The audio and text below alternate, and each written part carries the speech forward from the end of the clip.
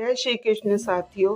कहते हैं महाभारत का युद्ध तो बस पांडव और कौरव के बीच नहीं था, क्योंकि अगर एक योद्धा बस एक ही बार रणभूमि में उतर जाता तो पूरा युद्ध एक ही तीर में खत्म हो जाता।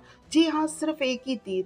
पर सोचिए, ऐसा कौन योद्धा था, कौन था वो जो भीष्म, द्रोण, कर्ण और स्वयं अर्जुन को भी एक ही बाण में पराजित कर सकता था। और सबसे बड़ा सवाल, अगर वो इतना शक्तिशाली था तो कृष्ण ने ही उसे युद्ध से बाहर क्यों कर दिया, उसकी बलि क्यों ली और आखिर में उसका सिर क्यों कटवाया गया? क्या सिर्फ ये एक शाप था, या कृष्ण को किसी ऐसी विनाशकारी शक्ति की खबर थी जो दुनिया ने कभी समझी ही नहीं? यही वो रहस्य है जो आज तक लोगों को कपा देता है।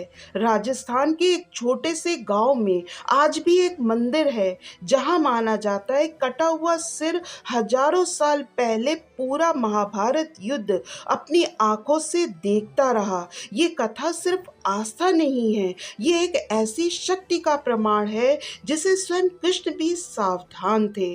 और शक्ति थी बारबारिक की, लेकिन बारबारिक था कौन? एक साधारण योद्धा, या वो जिसे देवी ने युद्ध का सबसे खतरनाक वरदान दिया था? सच और भी भयावह है। बारबरिक भीम का पौत्र और घटोत्कच का पुत्र, लेकिन उसके भीतर शक्ति थी अपने पूर्वजों से भी अधिक भयानक। बचपन में उसका एक ही सिद्धांत था, मैं युद्ध में हमेशा कमजोर का साथ दूंगा। ये सिद्धांत बहुत सुंदर, पर महाभारत जैसे युद्ध में यही सिद्धांत संहार बन सकता था। बारबरिक ने कठोर तप किया, देवी प्रसन्न हुई और उन्होंने उसे दिया 3 अमोघ तीर। ये तीर साधारण तीर नहीं थे। पहला तीर जिसे छोड़ो वो अपने लक्ष्य को ढूंढ निकालता है। दूसरा तीर, जिस वस्तु को चिन्हित करो वो चाहे जहां छुप जाए बच नहीं सकता। तीसरा तीर, जो कुछ चिन्हित नहीं है वो सब नष्ट हो जाएगा। सिर्फ 3 तीर, पर शक्ति इतनी कि पूरा महाभारत एक ही पल में समाप्त हो जाए। देवी ने चेतावनी दी थी, बारबरिक, ये 3 वरदान कम, संहार अधिक है, इन्हें धैर्य से इस्तेमाल करना। पर बारबरिक में घमंड नहीं था, उसमें सिर्फ करुणा थी कमजोरों के लिए। और यही बात आगामी युद्ध को अनंत अराजकता में बदल सकती थी। क्यों?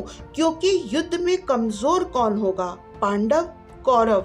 बारबरिक हर पल पक्ष बदलता और हर बार शक्तिशाली पक्ष का अंत कर देता।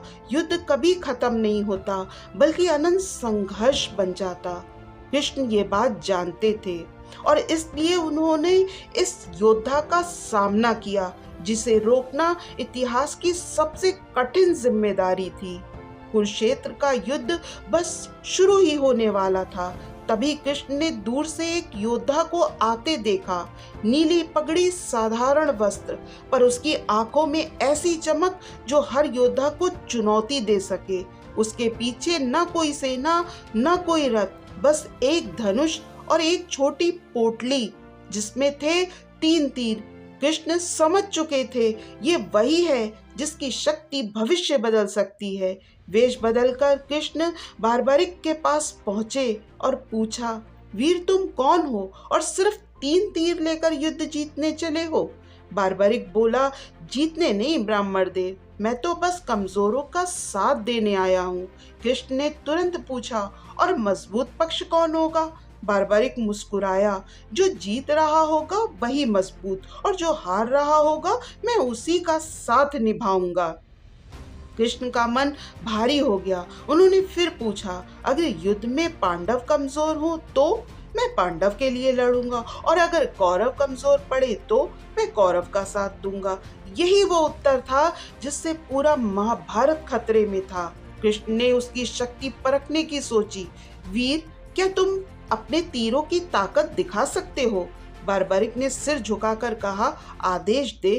कृष्ण ने सामने खड़े पेड़ की ओर इशारा किया, इस पेड़ के सारे पत्ते काट दो। बारबरिक ने पहला तीर छोड़ा, आकाश चमका, तीर ने पेड़ का चक्कर लगाया, हर पत्ता खोजा और काट दिया। तभी तीर ने अचानक दिशा बदली और आकर कृष्ण की मुट्ठी पर लगा। कृष्ण ने एक पत्ता अपनी मुट्ठी में छुपा रखा था। तीर ने वो पत्ता भी काट दिया। कृष्ण मन ही मन कांप उठे।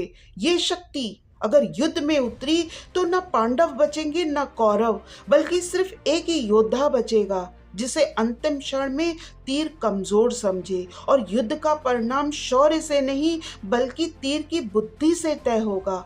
महाभारत का अस्तित्व ही मिट जाएगा। कृष्ण ने गंभीर स्वर में पूछा, वीर, युद्ध से पहले दान दोगे? बार्बरिक ने उत्तर दिया, किसी भी ब्राह्मण को मैं दान दूंगा। कहिए क्या चाहिए? कृष्ण बोले, मुझे तुम्हारा सिर चाहिए। बार्बरिक स्तब्ध रह गया, पर उसकी आंखों में विरोध नहीं था, सिर्फ जिज्ञासा। ब्राह्मण देव, आप मेरा सिर क्यों मांगते हैं? तभी कृष्ण ने अपना वास्तविक रूप दिखाया। बार्बरिक भाव विभोर हो गया, उसकी आंखों में आंसू आ गए। प्रभु, आप तो मेरी बलि क्यों? कृष्ण बोले, बार्बरिक, तुम महान हो, पर तुम्हारी प्रतिज्ञा युद्ध के धर्म को नष्ट कर देगी। तुम हर पल पक्ष बदलो और एक एक कर सभी को समाप्त कर दो तो युद्ध कभी खत्म ही नहीं होगा। इसलिए धर्म की रक्षा के लिए तुम्हारा बलिदान आवश्यक है। बार्बरिक ने सिर झुकाकर कहा, अगर इससे धर्म बचे तो मेरा जीवन सफल। और वहीं कुरुक्षेत्र के किनारे इतिहास की सबसे अद्भुत घटना हुई। बार्बरिक ने अपना सिर स्वयं दे दिया। धड़ धरती पर गिरा और सिर जिंदा रहा। कृष्ण ने उसे आशीर्वाद दिया, तुम इस युद्ध के साक्षी बनोगे। तुम्हारी दृष्टि से ही युद्ध का वास्तविक नायक तय होगा।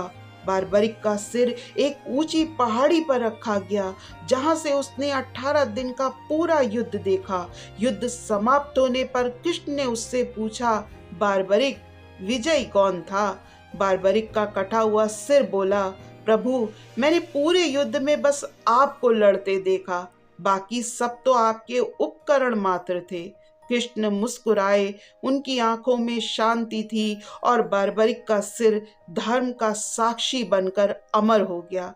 बार्बरिक की कथा सिखाती है कि शक्ति चाहे कितनी भी महान क्यों ना हो, अगर नियंत्रण में ना रहे तो वो संहार बन जाती है। और कृष्ण हमेशा संहार नहीं, धर्म का संतुलन बचाने आते हैं। तो साथियों, ये था बार्बरिक का रहस्य। अगर आप ऐसी ही घटनाओं को और देखना चाहते हैं तो आप मेरे चैनल छोटी सी आशा को सब्सक्राइब कर लीजिएगा। इस वीडियो को ज़्यादा से ज़्यादा लाइक और शेयर कर दीजिएगा। ये मेरे लिए आपकी तरफ से एक मोटिवेशन होगा। इसके लिए आप सभी का बहुत बहुत आभार।